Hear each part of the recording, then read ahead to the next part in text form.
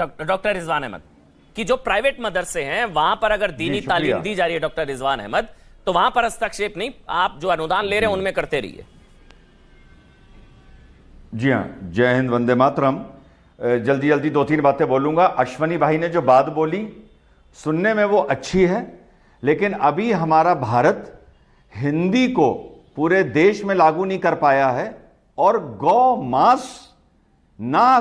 मांस का सेवन ना किया जाए ये भी हम पूरे भारत में लागू नहीं कर पाए हैं। तो जो अश्वनी भाई बोल रहे हैं कि पूरे भारत की एक एजुकेशन हो, ये महत्वाकांक्षा है, वो बोल रहे हैं, वो सोच रहे हैं, वो उनका मैं सम्मान करता हूं, लेकिन ऐसा दूर दूर तक होने नहीं जा रहा है जो इतिहास बताता है, पहली चीज। अब मैं आता हूं जो रशीदी भाई ने बात बोली। देखिए, कहावत सुनी होगी ना, चौबे चले छब्बे बनने, दूबे बन के लौटे, या एक सियाना कौआ डैश खाए, नाम नहीं लूंगा। असल में ये लोग फंस गए हैं। कौन? जो मदरसा चलाते हैं। इन लोगों ने जो मदरसे में शुरू से, आज से नहीं, पहले से जो कहा, रे भाई मदरसे में तो मॉडर्न एजुकेशन है, मदरसे तो इंजीनियर बन रहे हैं, डॉक्टर बन रहे हैं, साइंटिस्ट बन रहे हैं, ये इस मारे गए फंस। इनकी जगह अगर मैं होता ना आज से 30 साल पहले, तो मैं जानते गवर्नमेंट से क्या कहता, भैया हमारे 1% बच्चों को अल्लाह की दीन की तालीम लेने दो, हमें यार ना इंजीनियर बनना है, ना डॉक्टर बनना है, हमें तो मौलवी बनना है, हाफिज बनना है, कारी पढ़ना है, हमें मॉडर्न एजुकेशन से मतलब नहीं है भैया, हमें माफ कर दो, और हम ये पढ़ा रहे हैं, ये तुम देख लो। अगर ये कहते तो शायद आज ये बच गए होते।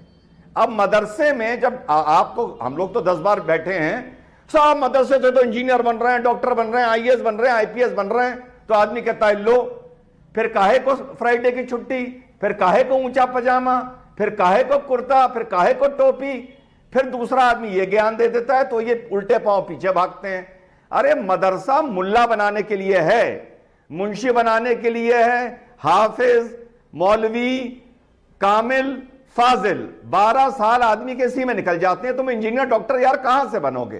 पहली चीज तो पहले तय कर लो कि मदरसे में बनाना क्या है।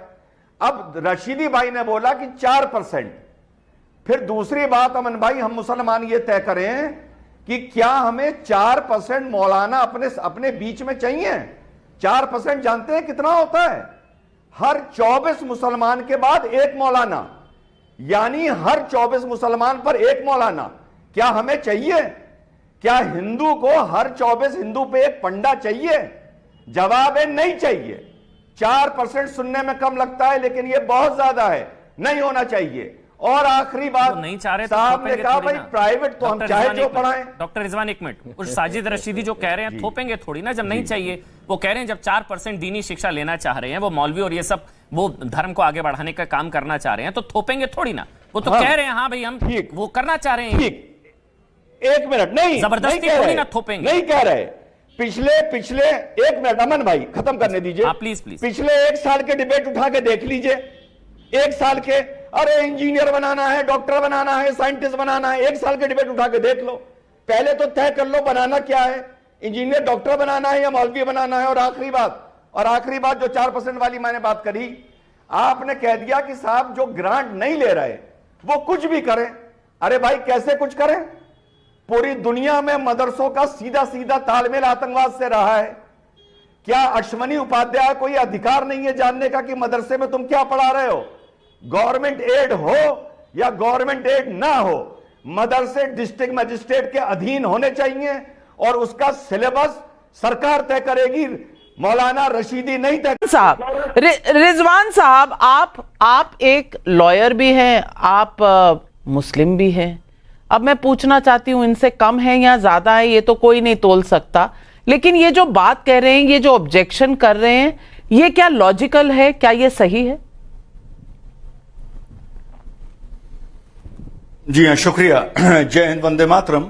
अभी मुफ्ती साहब ने बोला, जो साहब बैठे हैं, कि हेमंता मुफ्ती बनने की कोशिश ना करे, नेतागिरी का काम है, नेतागिरी करे, बिल्कुल अच्छी बात है।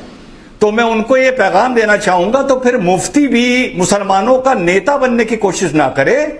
मुफ्ती की जिम्मेदारी है नमाज पढ़ाए, कुरान शरीफ पढ़ाए, मदरसे चलाए और नेतागिरी ना करे समाज में आकर बीच में। तो इसमें यहां पर यह भी बात भी लागू होती है, पहली चीज।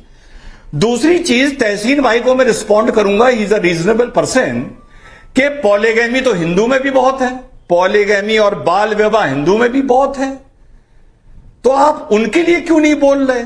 अरे भाई तहसीन भाई, उनके लिए हम इस बारे नहीं बोल रहे क्योंकि वो विरोध नहीं कर रहे। आप इधर उधर की बात क्यों कर रहे हैं? अगर हिंदू में ये चीज है तो आपको ये कहना चाहिए मिस्टर तहसीन के वेरी गुड, अब इस देश के हिंदू और मुसलमान मिल के समाज को सुधारेंगे।